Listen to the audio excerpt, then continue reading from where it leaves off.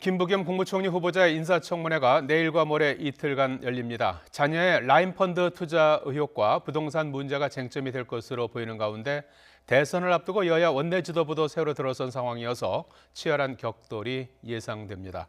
보도에 황혜경 기자입니다.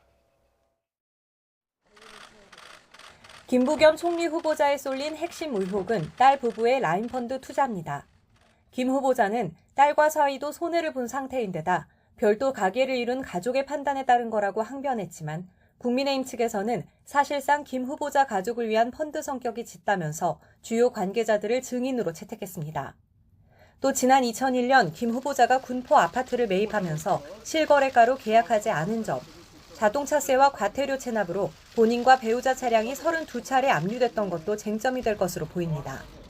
인성과 자질 측면에서는 어린 시절 학교 폭력에 가담했던 일과 고 박원순 전 서울시장 성추행 사건 피해자를 피해를 호소하는 고소인으로 지칭했던 점이 도마 위에 올라 있습니다.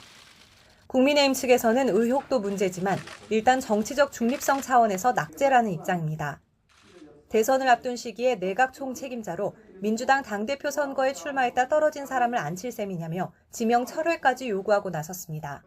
국무총리까지 민주당 대표 출마했던 사람을 하겠다는 것은 이거는 민주주의 선거하겠다는 것이 아니라 관권 선거하겠다는 노골적 의지의 표현이기 때문에 국무총리 후보자 자체의 처음부터 지명 처리하는 것이 맞다 그렇게 생각합니다.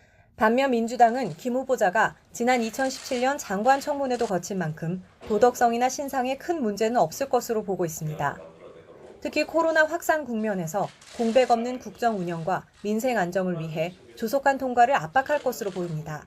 코로나 극복과 경제 회복, 민생 안정, 국가 균형 발전, 부동산 부패 청산 등 국민의 절실한 요구를 실현낼 수 있는 최적의 적임자입니다. 여야 원내 지도부가 새로 꾸려진 데다 내년 대선을 앞두고 사실상 마지막 총리 지명자라는 점에서 격돌이 예상됩니다. YTN 황혜경입니다.